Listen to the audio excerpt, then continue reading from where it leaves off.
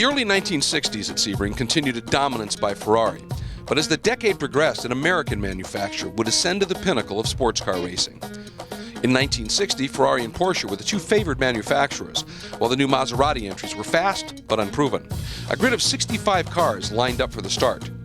The Maserati of Dan Gurney and Sterling Moss led for most of the first 7 hours, but after its transmission failed, the Porsche RS60, driven by Hans Hermann and Olivier Jean de Bienne, took command. At the finish, they had built a 9-lap lead over the Porsche, driven by Bob Holbert and Roy Schechter. Ferrari took the next 6 positions. It was the first major overall endurance win for Porsche. Ferrari, however, would be back with a vengeance. The 65-car grid in 1961 boasted an impressive array of cars, 13 Ferrari entries battling a variety of Porsche, Maserati, and Aston Martin contenders. Maserati led the first 4 laps, but after that, it was all Ferrari.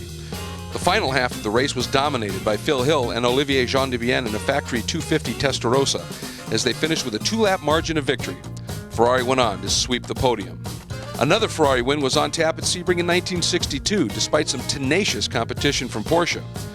The overall win would go to Joe Bonnier and Lucien Bianchi, who took the lead and finished with a 10-lap margin of victory in their 250 Testarossa. Ferrari again crushed the competition at Sebring in '63. In the 12th running of the Sebring 12-hour, a 65-car field attracted an incredible list of cars and drivers. Phil Hill made a brief statement for Carroll Shelby by leading the first lap in a Cobra, but after that, Pedro Rodriguez and Graham Hill took their Ferrari 330 into the lead, battling for the next several hours with the 2 factory 250p entries. On the 146th lap, John Surtees took his Ferrari into the lead, and with co-driver Ludovico Scarfiati, and won with a 1-lap margin. Ferrari closed out the top 6 positions. While disappointing for the Shelby Cobras, they would soon prove themselves to be a true contender. The 13th annual event boasted entries such as Porsche, Corvette, Alfa Romeo, Lotus, MGB, and Renault among the 66 cars on the starting grid to compete with Ferrari and Cobra. Although Ferrari was still the heavy favorite for the overall win at Sebring in '64, the epic GT class battle between Ferrari and the Shelby Cobra team became the center of attention. Ferraris led all but 1 lap of the entire race, with the 275p driven by Mike Parks and Umberto Maglioli taking the overall win by 1 lap in the prototype class. However, the Shelby team scored a historic GT class win, sweeping the podium and finishing 4th, 5th, 6th overall. Sebring 1965 was memorable for many reasons, including a torrential rainstorm that flooded the track midway through the race. Despite the conditions, the race would finish and see a Chevrolet-powered Chaparral 2 driven by Jim Hall and Hap Sharp winning by a margin of 4 laps. It was the first overall win by an American car since the Cunningham victory at Sebring in 1953. At Sebring in 1966, the Ford versus Ferrari battle was at its peak, and the Sebring entry was impressive. Dan Gurney, co-driving with Jerry Grant, was the fastest qualifier in a Shelby American Ford Mark II, but he was unable to get off the grid. After the entire field was well underway, Gurney finally got his Ford started, but was already nearly a lap behind. Amazingly, he found himself in the lead in less than 2 hours. As the race reached its final minutes, Gurney held a comfortable lead over the Shelby American team car of Lloyd Ruby and Ken Miles. But heading down the back straight of the final lap, Gurney's engine seized. With victory lane in sight, he got out of his Ford and started pushing it toward the finish line. The Ruby Miles Ford passed Gurney in the dramatic final minute and won the race. For the first time since 1952, the circuit was altered in 1966. The Webster turn was eliminated and the Green Park chicane was added. The track was also repaved and widened in several sections. The big favorite at Sebring in '67 was the new Ford Mark IV, driven by Mario Andretti and Bruce McLaren.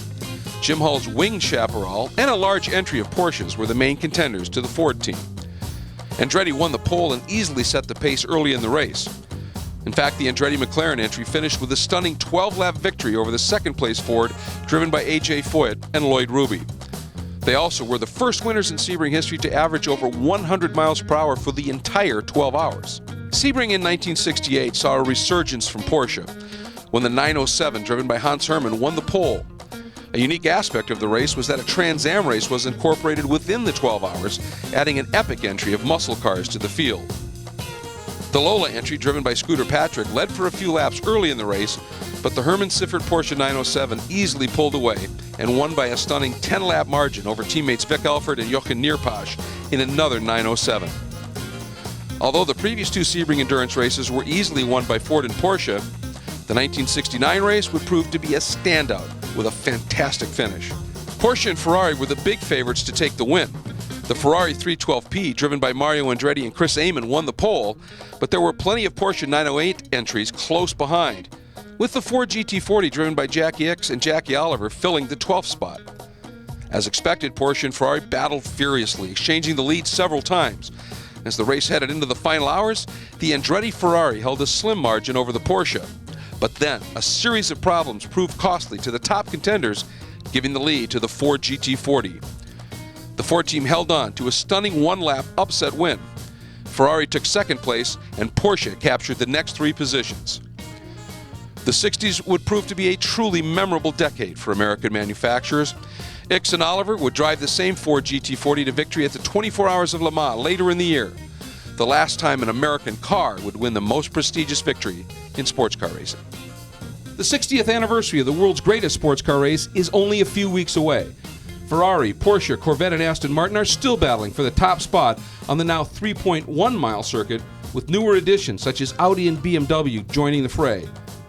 Be sure to catch all the Sebring history and race action when the America Le Mans Series presented by Tequila Patron and the World Endurance Championship come together at the 60th anniversary of the Mobil 1 12 Hours of Sebring, presented by Fresh from Florida.